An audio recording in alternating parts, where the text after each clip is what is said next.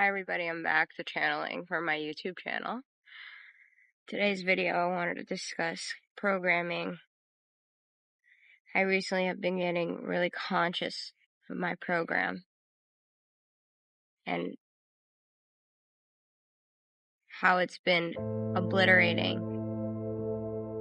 me in the way I've been living my life. It started when I started to go into my wounding, and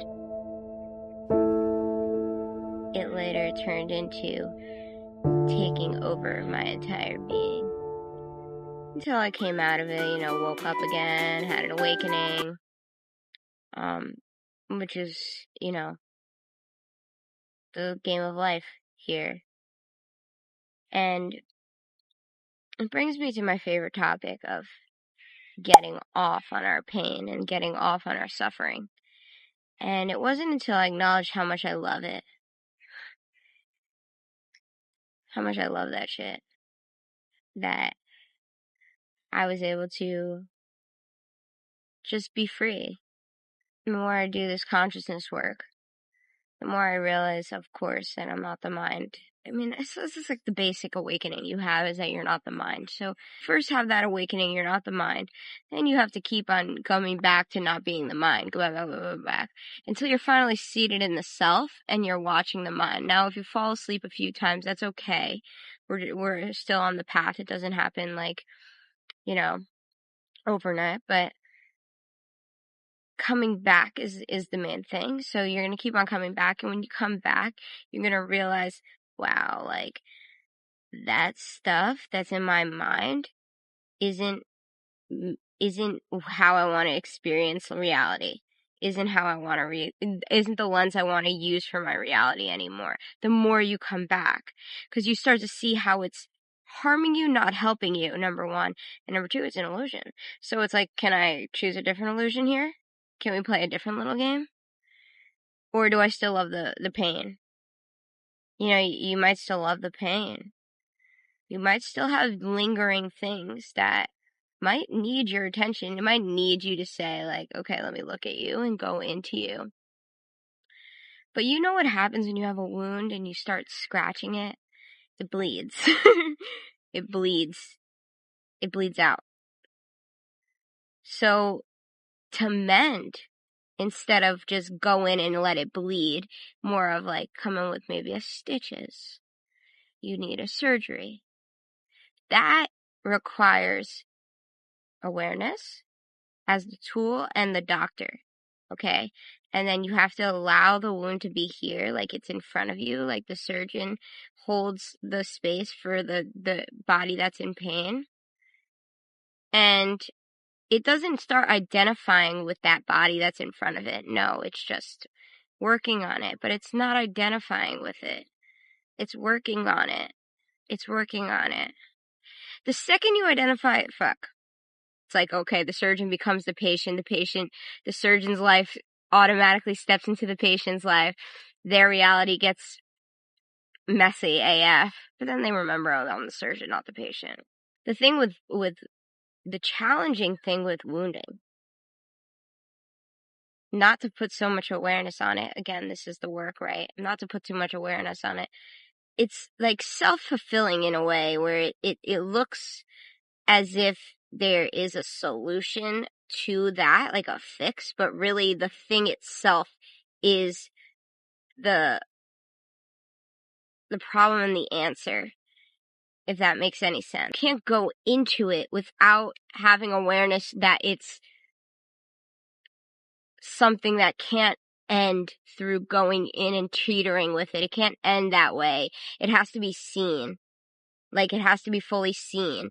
And sometimes you have to go in a little bit to the suffering, a little bit into the suffering in order to see what's going on inside it. A little, okay? Just a little bit.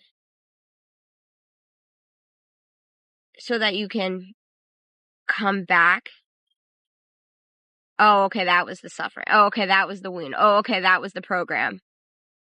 Now I see. Okay, that was the program. I fell into it because that's what it was. My program comes up And I'm at a place right now where I can see it. And sometimes I don't. But I can also see that too. That's the thing with awareness. What is seeing you falling to the program? The awareness. So it's like, in that moment, you're not identified with it, no, but it's still like still the thing that's observing it. So, is the program useful? Is the question. This was going from trauma and wounding programming, which is typically from childhood. You know, that whatever we received and whatever we got with around the people around us, those things will be living you'll be experiencing that in your experience because that's what's in your unconscious. So that's going to be all what you have in your life and the things that you experience in your life until you start moving to more self-awareness, then you can see the program come up so you don't have to identify with it anymore, so then circumstances can change. My point of saying that was until you do that work, your unconscious is just running the show. Our favorite quote by Carl Jung, until you make the until you make the unconscious conscious, it will run your life and you'll call it fate. So that needs to happen. And then you get to this place where you see that program, okay, you're doing the work on that, you're getting off on it, okay. Then there's the program, the societal programming.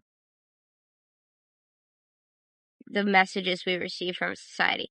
Those things will start to come up. Those are easier to deal with because you don't identify with them as much as you identify with your pain and your pain body. You don't identify as much with that. Well, maybe you do, but like you can see it, at least in my experience, like when I got more conscious of programming.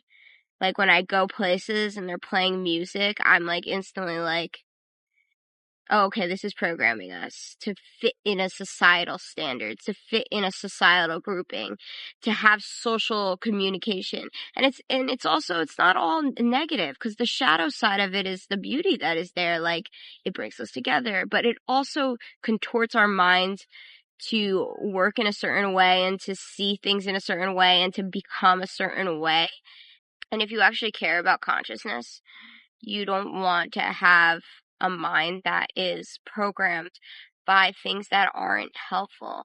So I'm not saying that not everything is helpful in society. Of course, like society has given us things, but a lot of it is so bad. So bad. And even that could be shadow, you know? What I guess the whole thing I'm trying to get across here is that without awareness, you can't even begin doing this. And then second, once you start to gain awareness around these things in your program and your pain body that you've been living out and your ideas that you've been living out, you can start snipping them off. Oh, that's a program. Oh, that's a program. And I like that shit. Sometimes it lasts a little bit longer. Some you can easily cut off. And it's like, boop, out of here. Okay. Yeah, I don't need to follow through on that. And you'll see the body will start doing different actions. You'll start having good experiences that are more in line with your authenticity and not your wounding, which is so key. Once you get to a certain point, you're like, fuck. Okay, like I'm over this shit. As much as I like that shit, as much as I enjoyed the pain and the suffering, because I keep on creating it in my experience over and over, you get to a point, oh, okay, come on now. I'm too aware to give that pain the truth of what I am. So, I like talking, so it's like, it's kind of hard to end the video, but I went full tap-in mode. I'm still tapped. I had an awakening last night that was like super helpful. It was like a small facet, but it woke me up. It was all I know is that all that I know is that I know nothing. That corny cliche spiritual line that I say sometimes that we've picking up from culture. But then I finally awoke into that. And I've woken to nothingness before and meaninglessness and all these different facets. But when I actually like embodied I know nothing, I was like that. I was sitting posted like this too in a park. Yeah, but alright.